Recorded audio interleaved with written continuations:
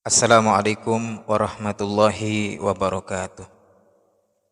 Alhamdulillah wassalatu wassalam ala rasulillah wa ala alihi wa ashabihi wa mawala. Jamaah yang saya muliakan dimanapun antum berada, semoga Allah Azza wa Jalla melindungi kita semua. Virus corona atau COVID-19 ini jamaah muncul di Cina pada akhir Desember 2019 lalu. Kemudian virus ini menyebar di lebih dari 100 negara di 6 benua. Update kini menjadi 119 negara yang diinfokan telah terpapar corona. Awalnya dari satu negara yaitu Cina, tepatnya di Wuhan, menyebar ke 119 negara hanya dalam waktu kurang lebih 3 bulan. Karena dahsyatnya penyebaran virus COVID-19 ini, WHO menyatakan bahwa virus corona hari ini menjadi pandemik global. Pandemik artinya adalah penyakit yang telah menyebar luas ke berbagai wilayah di dunia. Para ilmuwan dan peneliti sampai hari ini terus berusaha memahami bagaimana virus COVID-19 ini bisa mempengaruhi tubuh manusia dan mereka berusaha untuk menemukan vaksinnya. Namun di lain pihak ada teori konspirasi yang berpendapat bahwa virus corona atau COVID-19 ini adalah buatan dari negara tertentu agar terjadi kekacauan dunia, terutama perekonomian internasional. Wallahu a'lam bishawab. Namun apapun itu, virus ini jamaah adalah makhluknya Allah dan menyebar ke seluruh wilayah dunia atas izin Allah, yang menyebabkan orang meninggal atas izin Allah dan bisa sembuh juga atas izin Allah. Catatan bahwa sampai 14 Maret, 72.572 pasien di 149 negara telah dinyatakan sembuh. Info dari media kredibel bahwa sementara ini krisis virus COVID-19 tampaknya telah mereda di Cina dengan tingkat infeksi dengan kematian yang sangat dahsyat. Sepertinya virus COVID-19 telah bosan di sana ya.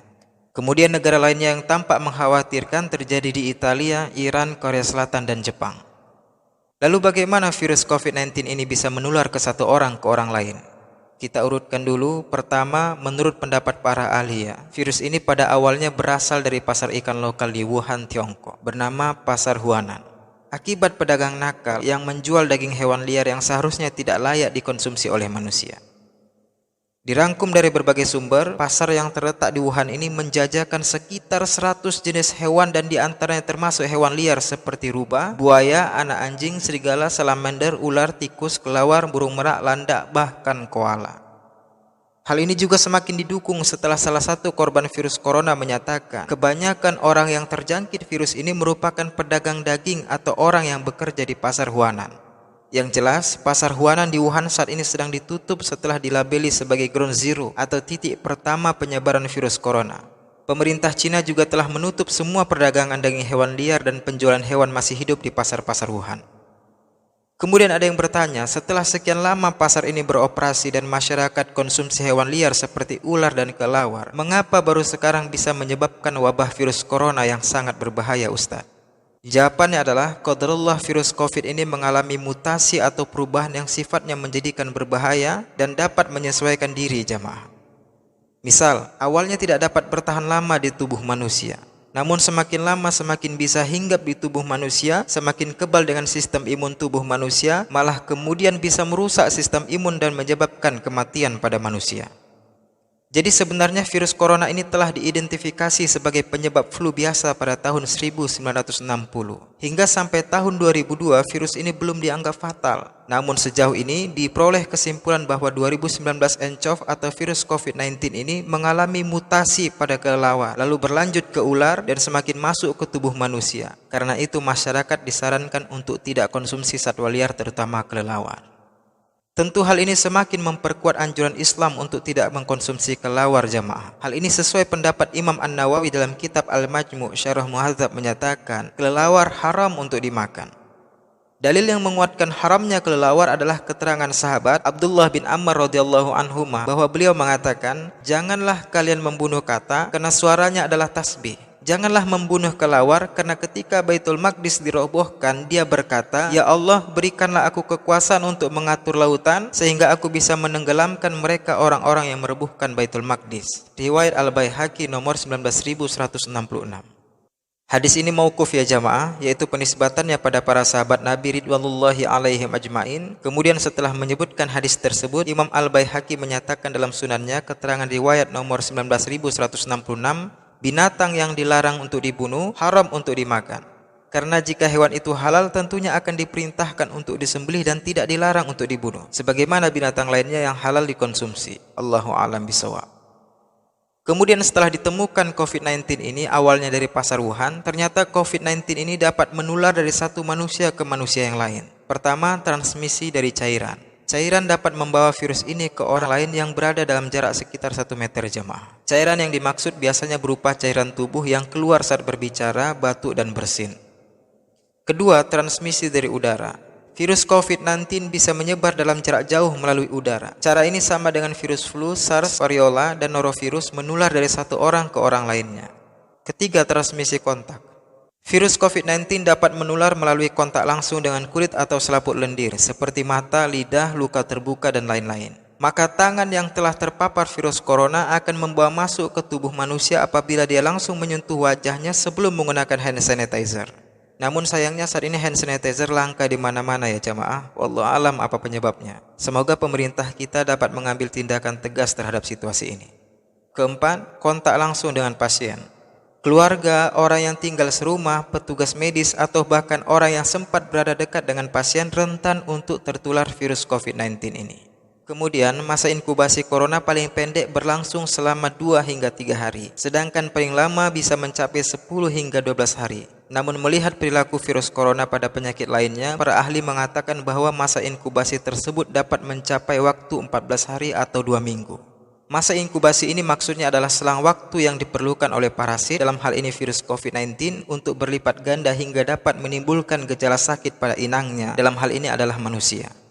Namun perlu diketahui jamaah bahwa dalam masa inkubasi tersebut virus corona masih bisa menular ke orang lain sehingga cukup sulit untuk mendeteksinya. Seseorang yang belum menampakkan gejala awal terpapar virus corona namun sudah bisa menyebarkannya kepada orang lain. Ini yang membuat sebuah negara harus waspada jamaah.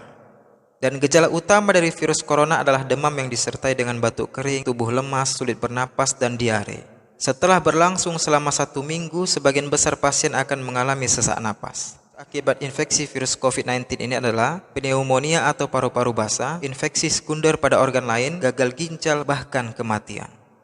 Update kematian akibat infeksi virus corona per 13 Maret 2020 di belahan dunia, yaitu 131.627 kasus, diantaranya 4.940 meninggal dunia dan 68.529 dinyatakan sembuh.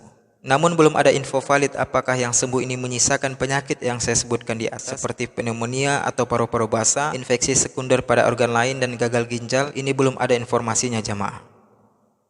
Nah sekarang bagaimana kita sebagai kaum muslimin menyikapi adanya wabah virus COVID-19 ini? Syekh Rahman bin Abdul Aziz As-Sudais, Imam Masjidil Haram, menyampaikan pesan yang sangat menyejukkan.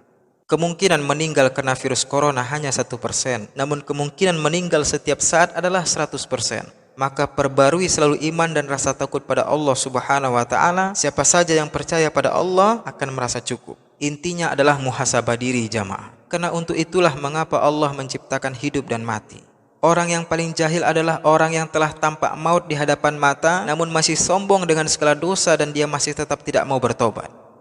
Maka Allah Subhanahu wa Ta'ala berfirman dalam surah Al-Mulk ayat 2, Alladzi khalaqal mauta wal hayata liyabluwakum ayyukum ahsanu amala wa huwal azizul ghafur. Allah yang menciptakan mati dan hidup untuk menguji kamu siapa di antara kamu yang lebih baik amalnya. Dan Allah Maha Perkasa dan Maha Pengampun. Selama ini antum sholat, namun mulai sekarang sholatlah dengan sholat yang terbaik. Bagaimana sholat terbaik itu? Salah satunya adalah sholat dengan sesuai tuntunan Allah dan Rasulnya. Sholatlah tidak seperti patung ayam. Berusahalah khusyuk ketika sholat. Jauhkan pikiran dunia ketika sholat. Sehingga musibah virus corona ini menjadikan kita evaluasi. Apakah sholat kita sudah sholat yang terbaik atau belum? Begitu juga dengan sedekah. Sedekahlah dengan yang terbaik. Selama ini sudah sedekah. Sedekahnya 20.000 padahal gajinya 6 juta. Sebenarnya nggak masalah. Namun akan lebih baik dimaksimalkan sedekahnya. Allah pasti ganti. Apalagi sedekah adalah amalan yang dapat menjadikan musibah jauh dari kita atas izin Allah. Ya termasuk dijauhkan dari musibah virus COVID-19 ini biiznillah. Intinya mulai sekarang beramallah dengan amal yang sebaik-baiknya jamaah. Apalagi COVID-19 telah masuk di Indonesia dan penyebarannya sulit dideteksi oleh negara. Kita tidak bisa menyalahkan negara. Yang kita bisa saat ini serahkan pada Allah. Tawakal kepadanya. Lakukan sebaik-baik amal karena itulah persiapan terbaik apabila qadarullah kita ikut menjadi korbannya. Setelah berserah diri pada Allah, barulah sempurnakan ikhtiar agar tidak terpapar corona. Banyak cara dan ini telah kita baca di media. Namun sayangnya beberapa cara ini agak sulit kita lakukan karena kelangkaan pelengkapnya. Contohnya masker untuk melindungi hidung dan mulut. Begitu juga hand sanitizer. Wallahu alam apa penyebabnya. Jika ada yang bermain dalam kondisi seperti ini, sama saja dia sedang menimbun dosa di tengah kematian yang siap menerkam dia kapan saja jamaah. Sempat-sempatnya dia mikirin dunia dalam kondisi seperti ini. Sedangkan saya pribadi jika ditanya apa yang saya lakukan di tengah aktivitas yang padat dan tidak mungkin membatasi diri dengan kontak terhadap jamaah, maka yang saya lakukan selain tawakal kepada Allah lewat salah satunya zikir pagi dan petang sesuai tuntunan Al-Quran dan Sunnah, kemudian saya konsumsi apa yang dikonsumsi Nabi SAW untuk ikhtiar terhindar dari berbagai virus. Apa itu? Pertama, kurma ajwa. Kedua, habbatus sauda yang kini sangat mudah didapat dalam bentuk kemasan, dan ketiga adalah madu. Ketiga cara ini adalah sesuai sunnah Rasulullah SAW. Kenapa saya memilih ikhtiar ini? Karena di dalamnya terdapat kandungan ibadah, yaitu ibadah mengikuti sunnah Nabi. Sehingga kalau qadarullah kita nantinya pun tetap ikut menjadi korban infeksi, kita terkena musibah saat sedang dalam ketaatan pada sunnah Nabi kita yang mulia, yaitu Nabi Muhammad SAW. Namun khusus untuk ketiga hal ini, saya menyarankan dua hal untuk memilihnya. Pertama, belilah yang terjamin dan tergaransi asli. Kedua, belilah dari umat Islam yang profitnya disalurkan ke masjid atau panti asuhan. Sebab semua produk asli khasiatnya tetap sama jamaah. Namun yang menambah keberkahannya adalah doa dari siapa produk itu antum beli.